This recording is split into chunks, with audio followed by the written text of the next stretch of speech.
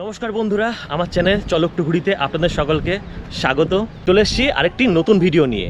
তো আজকে আমি এসেছি ঝাড়খণ্ডের অন্যতম একটি জনপ্রিয় পর্যটন কেন্দ্র ম্যাসেঞ্জার ড্যামে।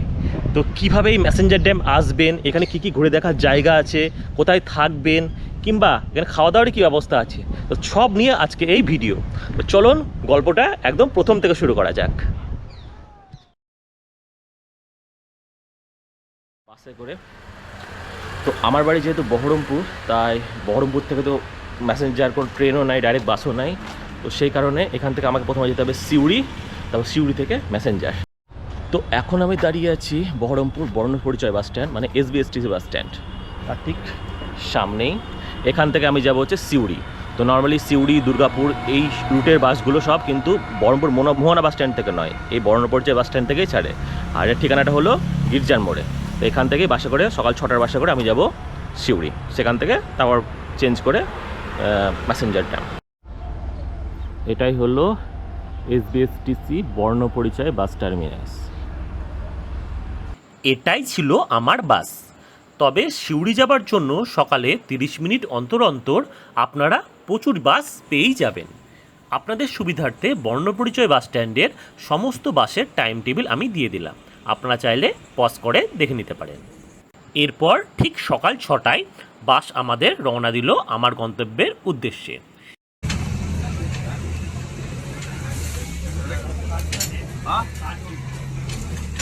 কার্টুন আছে সেটা আমি বুঝতে পারছি, কার্টুনে কি আছে সেটা জিজ্ঞেস করছি, মালটা কি? এরপর কাঁদি, কুলি, সাঁইথিয়া ছেড়ে বাস একদম সঠিক সময় মতন চলছিল। তবে সাঁইথিয়া পেরোনোর কিছুটা পরেই বাসের চাকায় পাথর ঢুকে আমার কপালের মতনই বাসের টায়ারটাও পাংচার হয়ে গেল। তাই বাসের টায়ার যতক্ষণ চেঞ্জ করছিল সেই সময়টুকু আমি করে নিলাম সকালের ব্রেকফাস্ট।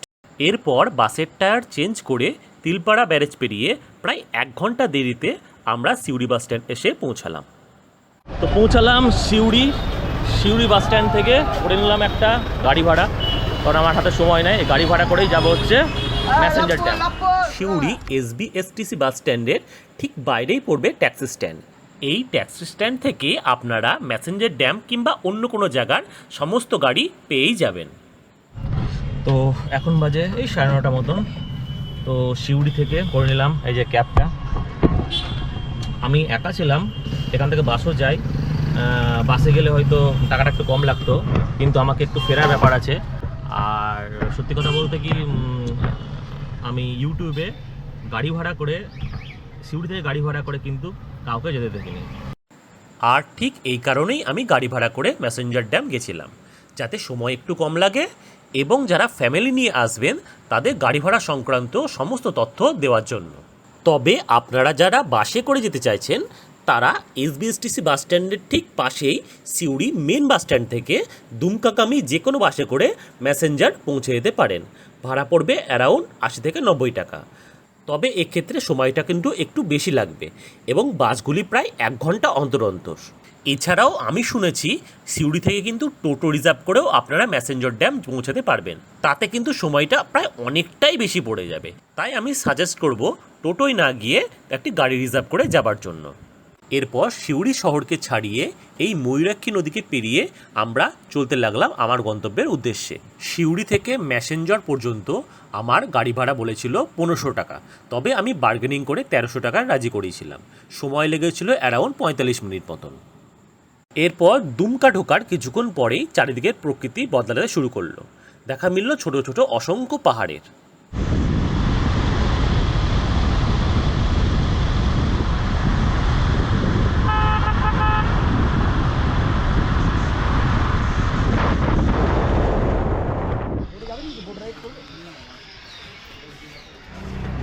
এখন আমি আছি ঝাড়খণ্ডের দুমকা জেলার অবস্থিত ম্যাসেঞ্জার ড্যাম। খুব সুন্দর একটি ড্যাম এবং সুন্দর জায়গা, চারিদিকে পাহাড়, বয়ে চলেছে ময়ূরাক্ষী নদী, আর মাঝখান দিয়ে ড্যাম। সিউড়ি থেকে ম্যাসেঞ্জার ড্যাম পর্যন্ত আসতে আমাদের সময় লাগলো গাড়িতে এই অ্যারাউন্ড 45 মিনিট মতন। 1 ঘন্টাও লাগেনি, বেশ কোনো সময় লাগবে না। ম্যাসেঞ্জার ড্যাম ঝাড়খণ্ডের দুমকা জেলায় ময়ূরাক্ষী নদীর উপর অবস্থিত একটি বিখ্যাত বাঁধ। এটি 1955 সালে চালু হয়। কানাডা সরকারের আর্থিক ও কারিগরি সহায়তায় এটি তৈরি হয় বলে একে কানাডা ড্যামও বলা হয়। এই বাঁধের উচ্চতা প্রায় 155 ফুট এবং দৈর্ঘ্য 2170 ফুট। এটি পশ্চিমবঙ্গ ও ঝাড়খণ্ডের সীমানার কাছাকাছি অবস্থিত। পাহাড় ও ঘেরা সবুজ জঙ্গল এই বাঁধের সৌন্দর্য আরও বাড়িয়ে তোলে। শীতের মরশুমে এবং বর্ষায় এখানে প্রচুর পর্যটক ও পিকনিক প্রেমী ভিড় করেন। এই যে এইগুলো সব লক গেট আছে, ঠিক আছে, সবই বন্ধ আপাতত, এখনো কোনো জল ছাড়েনি।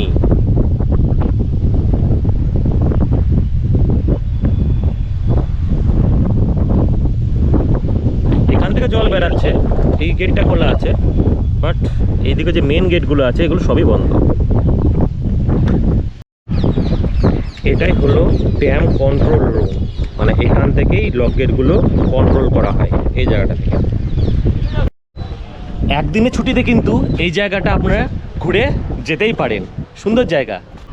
এইদিকে বিশাল জলাধার, আর এইদিকে এই যে এইরকম, এখানে একটা জলবিদ্যুৎ কেন্দ্রও কিন্তু আছে।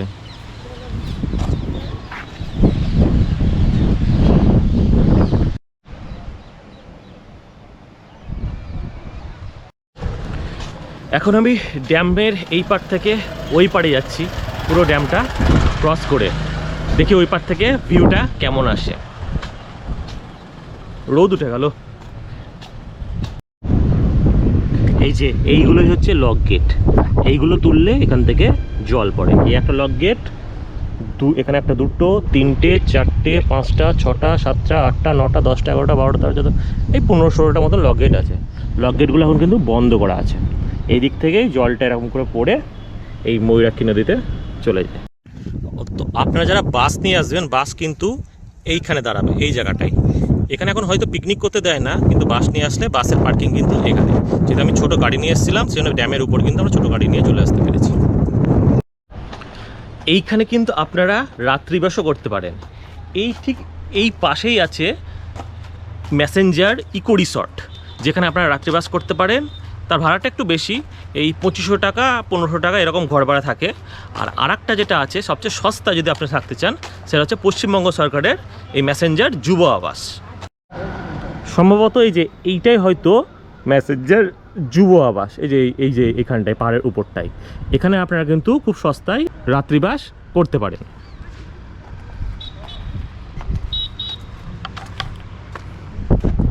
আর এই হচ্ছে ভিউ।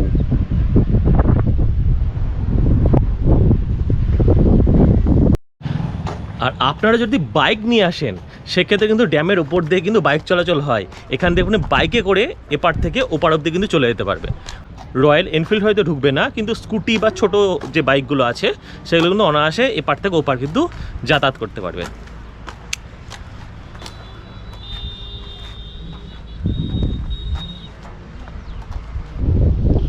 লক গেটগুলো হয়তো অনেক দিনই খোলা হয়নি, মানে বোঝা যাচ্ছে যে এখনও জল ছাড়েনি। মোটামুটি প্রায় বছরখানেক হলো হয়তো জল ছাড়েনি, সব ধুলো, ময়লা, নোংরা সব পড়ে গেছে।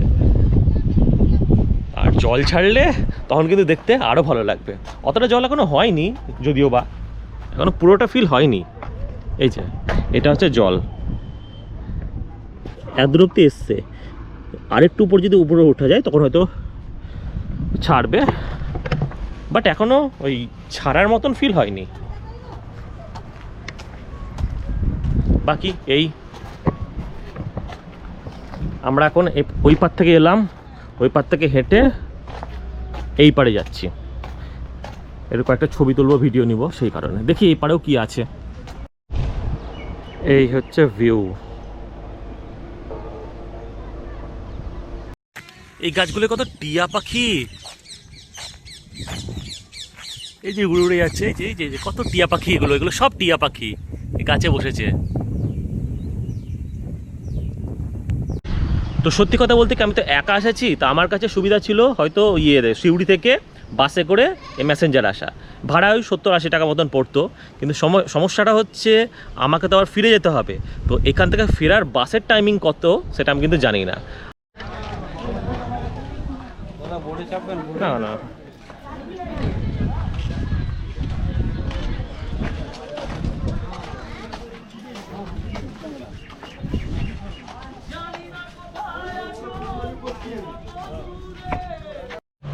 এখানে কিন্তু বোটিংয়েরও ব্যবস্থা আছে। ওই যে এখান থেকে বোটগুলো ছাড়ে, এই দিক ওই দিকগুলো ঘুরে এদিকে এসে আবার এদিকে চলে যায়। এটা হচ্ছে বোটিং। দেখি আমি সময় পেলে আমিও করব। আর খাওয়া দাওয়া বলতে এই যে এখানে যে হোটেলগুলো আছে, এই হোটেলগুলো থেকে আপনারা খাওয়া দাওয়া করে নিতে পারবেন। তাহলে আর কি, ঘোরা হলো, দেখা হলো, ছবি তোলা হলো, ভিডিও তোলা হলো। এবার যাব দেখি বোটিং করতে। বোটে এসছি যখন, বোটিংটাও করে যাই। তবে শুধু আপনারা ম্যাসেঞ্জারও আসতে পারেন, কিন্তু আপনারা যদি বোলপুর আসেন, বোলপুর শান্তিনিকেতন, সেখান থেকেও কিন্তু এই ম্যাসেঞ্জার আসতে পারেন। বোলপুর থেকে একটা গাড়ি রিজার্ভ করে এখান থেকে সারাদিন এই ম্যাসেঞ্জার ড্যামটা ঘুরে দেখে, বা এখান থেকে বক্রেশ্বর ঘুরে দেখে তারপর আবার বাড়ির পথে রওনা দিতে পারেন। এই ম্যাসেঞ্জার ড্যামের আসার মানে ঘোরার পারফেক্ট সময় হলো শীতকাল আর এই বর্ষাকাল। বর্ষাকাল চারিদিক একদম সবুজ হয়ে ওঠে, চারিদিক একদম খুবই সুন্দর দেখায়। আর শীতকালে কিন্তু এখানে বেসিক্যালি আসে পিকনিক করার জন্য। অর্থাৎ এই যে বাসগুলো দাঁড়িয়ে আছে বললাম কিছুক্ষণ আগে, ওইখানে আমরা এসে পিকনিক করেছি যখন আমরা ছোট ছিলাম। তবে এখন হয়তো ওখানে পিকনিক করতে দেয় না, এখন পিকনিক করতে দেয় এই সাইডে, এই দিকটায় কোনো একটা জায়গায়। তো ওখানে হয়তো পিকনিক স্পটটা করেছে এখন নতুন।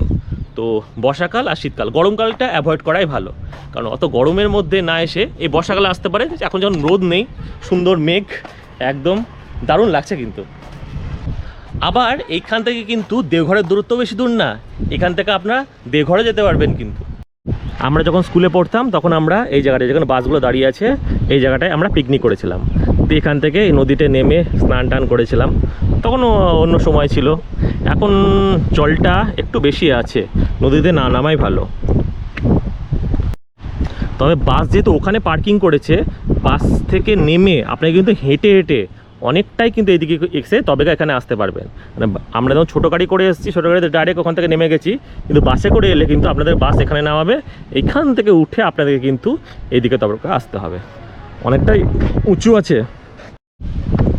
আর এইটা সম্ভবত জলবিদ্যুৎ কেন্দ্র সম্ভবত, কারণ এইখান থেকে জলটা বেরাচ্ছে। এইগুলো সব লক গেটগুলো অফ করাই আছে, শুধুমাত্র এই জায়গাটাকে জল বেড়াচ্ছে আর ওইদিকে একটা জায়গা আছে ওখান থেকে জল বেড়াচ্ছে। তো এইটা সম্ভবত আমার মনে হচ্ছে জলবিদ্যুৎ কেন্দ্র।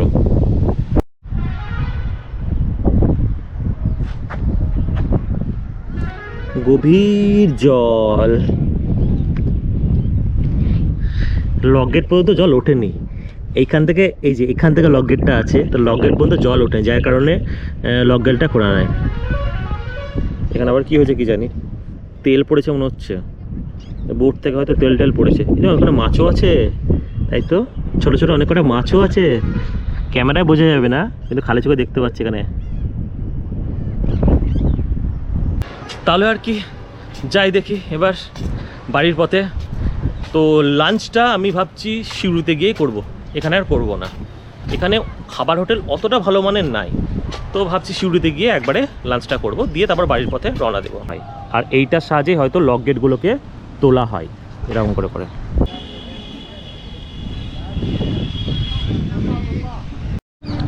এই যে এইগুলো হচ্ছে বোটিং পয়েন্ট, এখানে একটা, এখানে একটা, এখানে একটা, আলাদা আলাদা কোম্পানির বোটিং হয়তো ঘুরিয়ে এই লক গেটের কাছে এসে তারপর আমাদেরকে আবার ছেড়ে দেবে। দেখি গা কত করে বোটিং চার্জ হলো। ঘোরা এবার করে নিলাম বোটিংয়ের টিকিট, পার হেড 100 টাকা করে। এমএল বোটিং পয়েন্ট, দেখি কোনটা এমএল বোটিং পয়েন্ট।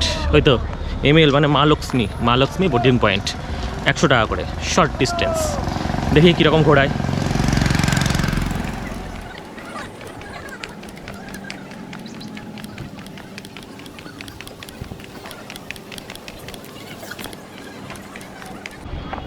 এটা হচ্ছে বোটিং পয়েন্ট।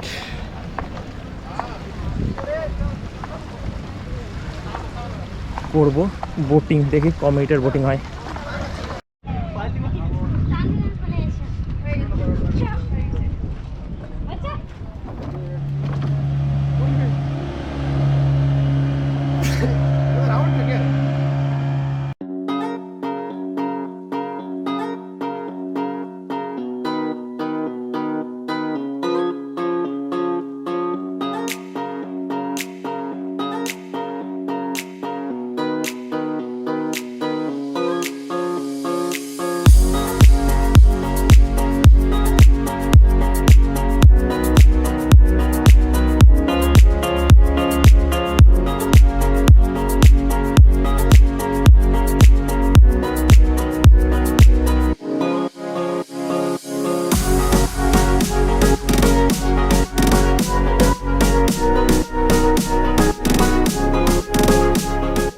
এইগুলোই হচ্ছে লক গেট।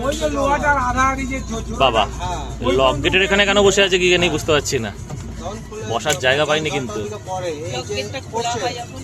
হ্যাঁ, এইগুলো হচ্ছে লক গেট প্রত্যেকটা। লক গেটের নিচে এখন জল আছে, কিন্তু উপরে জল উঠলে তখন লক গেটগুলো খোলা যায়। তার সাথে শুরু হয়ে গেছে আমাদের বৃষ্টি। একজন বসে আছে, ওটা তার বসা দেখো একজন কোথায় বসে আছে আর জায়গা পাইনি।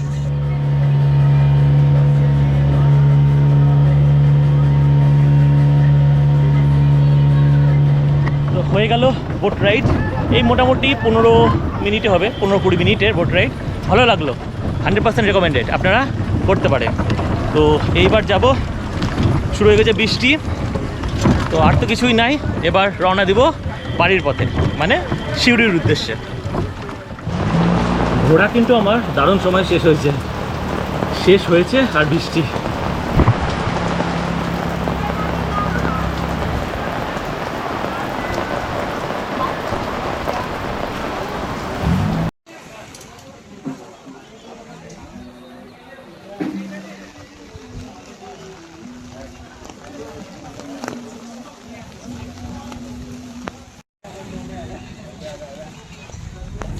তো হয়ে গেল আমার একদিনে মেসেঞ্জার ঘোরা। তো আপনারাও এইভাবেই ঠিক এসে মেসেঞ্জার দেখে আবার বাড়ি ফিরে যেতে পারে। আচ্ছা, এই দাদার সঙ্গে আজকে আমরা ঘুরলাম তো মেসেঞ্জার। তো আপনারা যারা মেসেঞ্জার আসতে চান, আপনারা এই দাদার সঙ্গে কন্ট্যাক্ট করে নিতে পারবেন। একটু বলে দিও। 9732 110 732। আচ্ছা, এই দাদার সাথে তোমরা কন্ট্যাক্ট করে নিতে পারো, তাহলে খুব সহজেই তোমরা মেসেঞ্জার সিউড়ি থেকে ঘুরে যেতে পারবেন। এছাড়াও তোমরা যদি মেসেঞ্জার থেকে বক্রেশ্বরও যেতে চাও, সেক্ষেত্রেও কিন্তু এনারা ঘুরিয়ে থাকেন।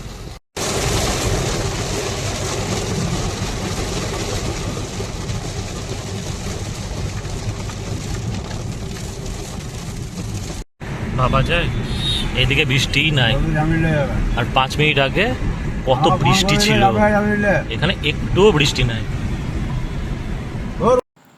ঘড়িতে যখন 12:30 ছুঁই তখন আমরা সিউড়ি এসে পৌঁছে গেলাম। এরপর সিউড়ি এসে প্রথমেই করে নিলাম দুপুরের লাঞ্চটি। এটি হলো সিউড়ি মেন বাস স্ট্যান্ড, আর এর ঠিক পাশেই রয়েছে এসবিএসটিসি বাস স্ট্যান্ড। এটাই হচ্ছে এসবিএসটিসির বাস স্ট্যান্ড, এই যে এটা। আর সামনেখানে এই যে লাইনগুলো দাঁড়িয়ে আছে, এখান থেকে একটা গাড়ি বুক করে যেতে পারে।